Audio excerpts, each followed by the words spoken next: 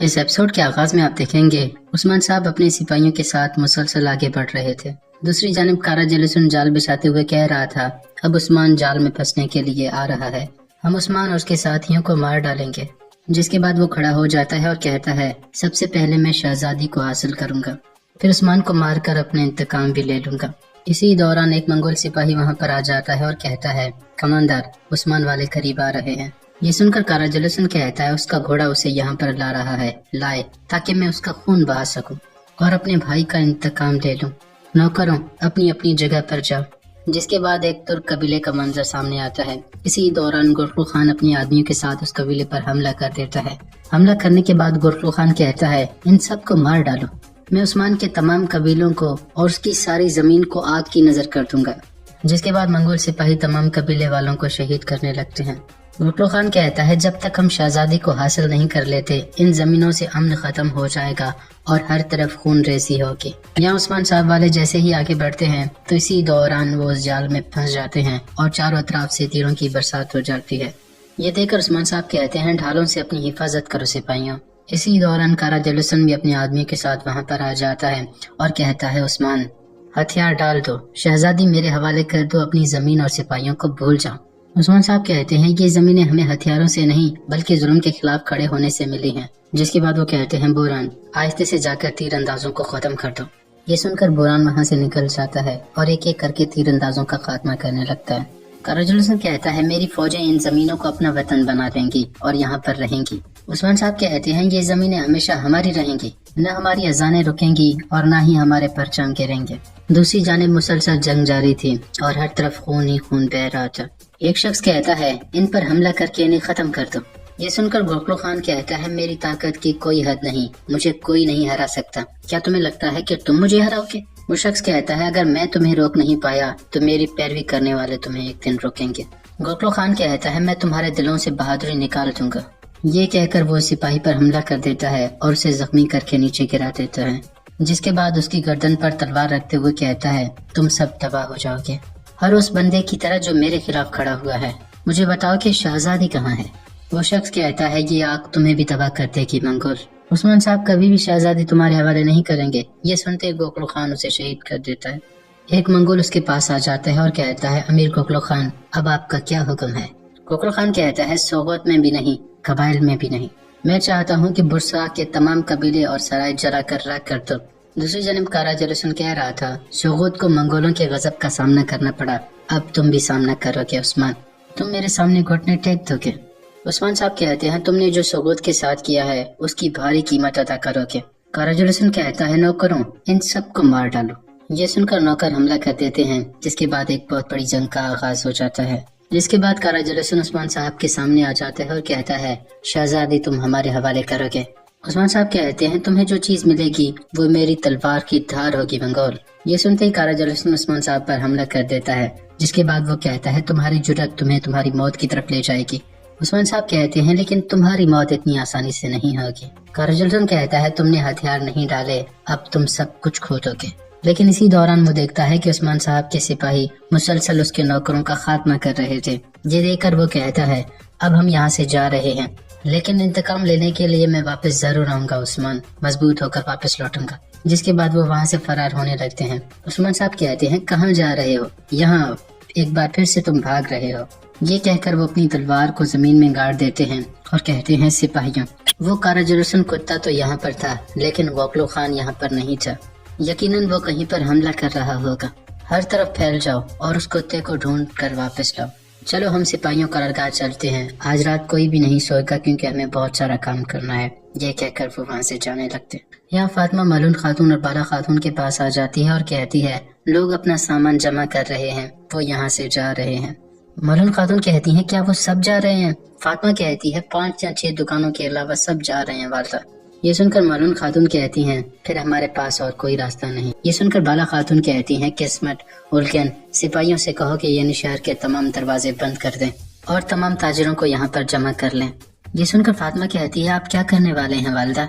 मलून खातून कहती हैं, तुम देख लो की बेटी। यहाँ सरहदी बाजार में गोंजा जा रही थी। इसी दौरान अलाउद्दीन एक खेमे से उसे अंदर खींच लेता है। ये देखती ही गोंजा अपना खंजर उसकी गर्दन पर रख देती है। फिर वो देखती है कि ये अलाउद्दीन था। گونجا کہتی ہے تم یہاں پر کیا کر رہے ہو علاؤدین؟ علاؤدین کہتا ہے مجھے وہ مل گیا جسے میں تلاش کر رہا تھا، تم نے تو تقریباً مجھے زخمی کر دیا تھا۔ گونجا کہتی ہے اگر میں نے تمہیں پہچان نہ لیا ہوتا تو اب تک تم مر چکے ہوتے۔ علاؤدین کہتا ہے تو تم مجھے مار دو گی؟ ہاں تم تو بہت ظالم ہو۔ یہ سن کر گونجا کہتی ہے تم یہاں پر کر کیا رہے ہو علاؤدین؟ علاؤدین کہتا ہے میں فرض پر ہوں، تم سنو، کیا تمہاری والدہ نے تمہیں تکلیف تو نہیں پہنچائی؟ گونجا کہتی ہے کیا تمہارا فرض ہم پر نظر رکھنا ہے؟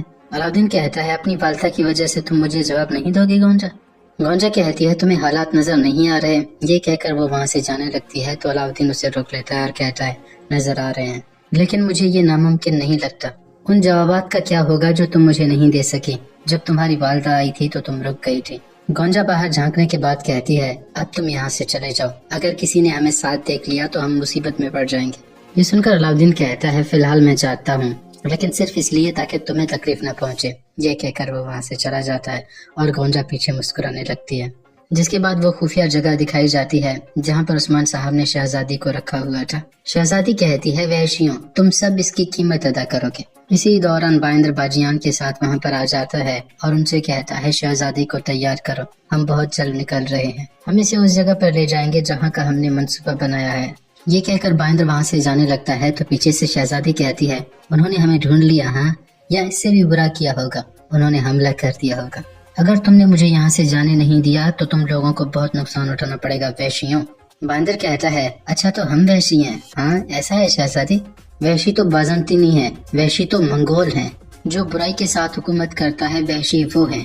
ان زمینوں پر ہماری وجہ سے نظام آیا ہے، اسلام کے ذریعے ہمارے پاس انصاف آیا اور اللہ کی مدد سے انشاءاللہ یہ ہمیشہ موجود رہے گا۔ ماریا کہتی ہے تم لوگ اس نیند سے بیدار ہو کے اور تمہیں نظر آ جائے گا کہ تم صرف برائی لائے ہو۔ اسی دوران ایک سپاہی وہاں پر آ جاتا ہے اور کہتا ہے بائندر صاحب ہم لوگ نکلنے کے لیے تیار ہیں۔ ماریا کہتی ہے آخرکار وہ مجھے تلاش کر لیں گے، تم لوگ زیادہ دیر مجھے نہیں رکھ سکتے۔ بائندر کہتا ہے انہوں نے ایک منصوبہ بنایا اور ہم نے بھی ایک منصوبہ بنایا، نہ وہ آپ کو ہم سے چھین سکیں گے اور نہ ہی یہ شادی ہو پائے گی، چلو اسے تیار کرو ہم جا رہے ہیں۔ یہ کہہ کر بائندر وہاں سے چلا جاتا ہے۔ دوسری جانب عثمان صاحب اپنی قرارگاہ پر موجود تھے اور کہہ رہے تھے یا رب وہ ہر وقت ہم پر جال بچھاتے ہیں، لیکن ہم جانتے ہیں کہ تو ہی بہترین تدبیر کرنے والا ہے، تو ہمیں فتح نصیب فرما۔ اسی دوران یونس امری وہاں پر آ جاتے ہیں اور کہتے ہیں چنار کا درخت جتنا بڑا ہوگا اتنے ہی زیادہ مسائل درپیش آئیں گے عثمان صاحب۔ عثمان صاحب کہتے ہیں ہاں درویش افندی، جب تک یہ چنار کا درخت پوری دنیا میں پھیل نہیں جاتا ہم یہ درد برداشت کرنے کے لیے تیار ہوں گے۔ تشریف لائیں درویش افندی۔ یہ سن کر یونس امری کہتے ہیں بہت شکریہ، جب میں نے سنا کہ آپ مستقل سردار بن گئے ہیں تو میں یہاں پر آپ سے ملنے کے لیے آیا، مبارک ہو عثمان صاحب پوری امت کو۔ عثمان صاحب کہتے ہیں شکریہ، دشمن ہمیشہ ہمیں روکنے کی کوشش کرتا ہے لیکن یہاں پر ایسے لوگ بھی موجود ہیں جو ہماری مستقل سرداری سے خوش ہیں، جیتے رہیں درویش افندی۔ یہ سن کر یونس امری کہتے ہیں آپ کا وہی راستہ ہے جو رسول صلی اللہ علیہ وسلم کا راستہ ہے عثمان صاحب۔ آپ جانتے ہیں کہ رسول صلی اللہ علیہ وسلم کو روکنے کے لیے مکہ کے امیر ترین لوگوں نے ظلم کا سہارا لیا، انہوں نے رسول صلی اللہ علیہ وسلم اور ان کے ماننے والوں پر ظلم کیا تاکہ انہیں راستے سے ہٹا سکیں، لیکن وہ نہیں رکے، انہوں نے اپنی دعوت جاری رکھی۔ آخرکار مکے کے کافروں نے رسول صلی اللہ علیہ وسلم کو ایک پیشکش کی، آپ جتنا مال چاہتے ہیں آپ کو وہ ملے گا، آپ مکہ کے امیر ترین آدمی بن جاؤ گے، بس اپنا راستہ ترک کر دیں اور اپنا مقصد چھوڑ دیں، ہمارے نظام میں خلل نہ ڈالیں۔ یہ سن کر رسول صلی اللہ علیہ وسلم نے فرمایا رب نے مجھے تمہارے پاس پیغمبر بنا کر بھیجا ہے، اللہ نے مجھ پر کتاب نازل کیا، اگر تم لوگ ایمان لاتے ہو تو تم دنیا اور آخرت دونوں میں خوش ہوگے، اور اگر تم انکار کرتے ہو تو میں رب کے فیصلے کا انتظار کروں گا اور صبر کروں گا، بتوں کو چھوڑ کر صرف اللہ کی عبادت کرو۔ اگر تم میرے ایک ہاتھ پر سورج اور دوسرے ہاتھ پر چاند رکھتے ہو پھر بھی میں اپنے مقصد سے دستبردار نہیں ہوں گا۔ اب آپ بھی اس راستے پر چل پڑے ہیں عثمان صاحب جس پر رسول صلی اللہ علیہ وسلم ہے، وہ آپ کے پیروں تلے گلاب سے زیادہ کانٹے بچھائیں گے لیکن آپ ان پر چلیں گے۔ یہ سن کر عثمان صاحب کہتے ہیں ہاں ہمارا مقصد صراط مستقیم پر چلنا ہے، ہمارا مقصد رسول صلی اللہ علیہ وسلم کا مقصد ہے، لیکن میں جانتا ہوں کہ رسول صلی اللہ علیہ وسلم کے ساتھ ہمیشہ حمایتی موجود تھے۔ یونس امری کہتے ہیں ہاں آپ کے پاس جانثار صحابہ تھے۔ یہ سن کر عثمان صاحب کہتے ہیں ہم اتنے عرصے سے مل رہے ہیں اور باتیں کر رہے ہیں، اب میں آپ کا نام جان سکتا ہوں؟ یہ سن کر یونس امری کہتے ہیں تابتک کا یونس، میں تابتک کا یونس ہوں، صرف ایک غریب درویش افندی ہوں۔ یہ سن کر عثمان صاحب کہتے ہیں یونس امری، کیا آپ یونس امری ہیں؟ یونس امری سر ہلا کر کہتے ہیں ہاں۔ یہ سن کر عثمان صاحب کہتے ہیں ماشاءاللہ، جس کے بعد وہ انہیں گلے سے لگا دیتے ہیں، پھر کہتے ہیں ماشاءاللہ، ہم کافی عرصے سے آپ کے کلام اور اشعار سنتے آ رہے ہیں اور آج آپ ہمارے بالکل قریب ہیں۔ اب آپ کو میری آزاد ریاست کے بارے میں معلوم ہو گیا ہے، میں چاہتا ہوں کہ ہم اسی طرح ملتے رہیں۔ یونس عمری کہتے ہیں اگر اللہ نے ہمارے راستے ملائے تو ہم ملتے رہیں گے، ہم ہمیشہ حق کے راستے پر چلنے والوں کے ساتھ ہوتے ہیں۔ اب مجھے اجازت دیں۔ عثمان صاحب کہتے ہیں آپ کو اجازت ہے، جس کے بعد یونس عمری وہاں سے جانے لگتے ہیں۔